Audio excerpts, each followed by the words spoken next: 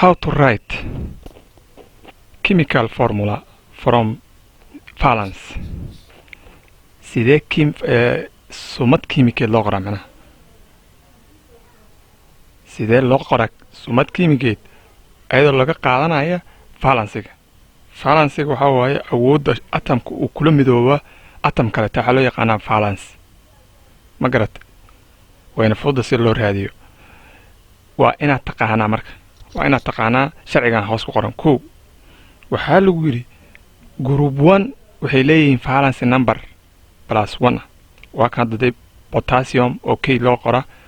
and sodium oo Na loo qoro waxay leeyihiin +1 magnesium waa group 2 alkaline earth martin oo loo yaqaanaa group 2 ayay ka tirsan yihiin group 2 waxay leeyihiin +2 charge ay leeyihiin calcium iyo magnesium aluminum ayna oo Al loo soo gaabiyay periodic table kama ka fiirsay waxay ku jirtaa groupka saddexaad waana +3 charge carbon oo maartay uu yahay balki carbon waa groupka afaraad asna wuxuu leeyahay valence number oo ah 4 groupka shanaad nitrogen iyo ku jiro iyo phosphor ayagana waa -3 groupkan kale oxygen ayaa ku jiro waana -2 ayagana waa -2 waxa kaloo jiro ayna kula jira sulfur ayaa kula jirta sidoo kale sulfur ayaa kula jirta groupka toddobaad oo loo yaqaan halogeniska ayagana waa -1 non metalliska always waxay leeyihiin negative charge sida hadda ka muuqata nitrogen iyo oxygen iyo fluorine metalliskana waa +6 asla aragna marka tusaale ahaan waxaa lagu yiri sodium chloride qor formulaheeda chemical formulaheeda qor sodium oxide waya sumad marka hore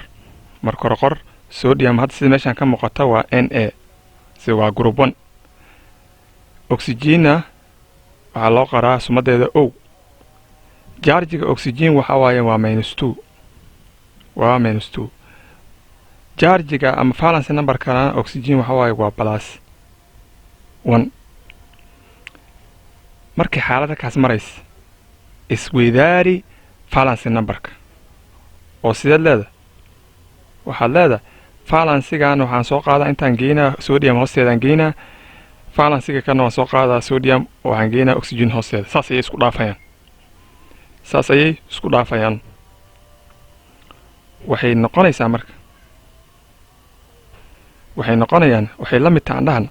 waxay la mid markii la isdhaafiyo labadii iyo oxygen oo ah 1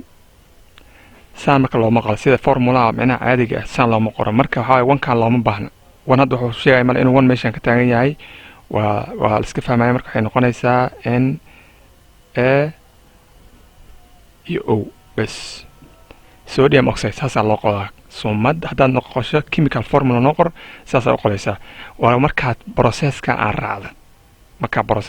raacdo aan ku darno example kale chemical formula write the chemical formula of sodium chloride noo qor bal chemical formula sodium marka koowaad waxaa laga rabaa inaad qorto sumadeeda maxaa waaye periodic table markaa fiirisa NS loo qoraa charge waxay leedahay +1 sida xag ku soo chlorine waxay ku jirtaa group 7 Cl ayaa loo qoraa minus charge ayay wadataa wakasa mujuda minus ayay wadataa hadda marka charge-gan waa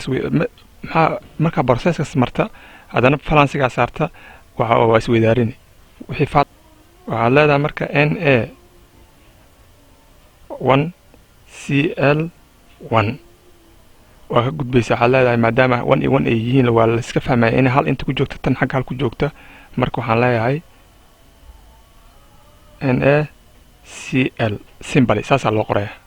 jawaabtaadana waxaa waaye waa tana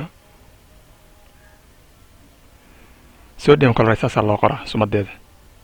waxaan filayaa inuusan adkeen oo aad u fudud yahay markii ii qor lagu yiraahdo chemical formula marka hore sumada magnesium aan loo qoraa Mg group 2 ay ka tirsan tahay charge-geedana waa valence numberkeedana waa +1 waa +2 chlorine maxaa loo qoraa Cl ayaa loo qoraa charge-geedana waa -1 isweydaari marka criss cross method ayaa la isweydaarinta criss cross method labadan chlorine magnesium saaran waxay aadi doontaa chlorine hoosteeda ay doontaa halka chlorine saaran oo charge ahna wuxuu imaan doonaa hoos waxay la mid tahay simply mg cl oo labadii magnesium ka imaaday waxay aaday halkaas tusaale waa tusaya halkaas aaday kii kale halkaas ka yimid halkaas u baaday marka hal inaan soo muujino lama baahna waxa way saan ay u qormaysaa sida saxda ah jawaabteeda haddii lagu weydiiyo periodic table la kala baxaysaa valence numberkan waxaad ka ogaanaysaa group uu yahay ayaad arko valencegiisa soo qaadanaysaa hadduu group 5 yahay waa group valence numberkiisa waa 5 waa dul saaraysa ummadda markaa qorta and like and share ha ka bakhiilin kanaalkan aad iyo aad ay mahadsan tahay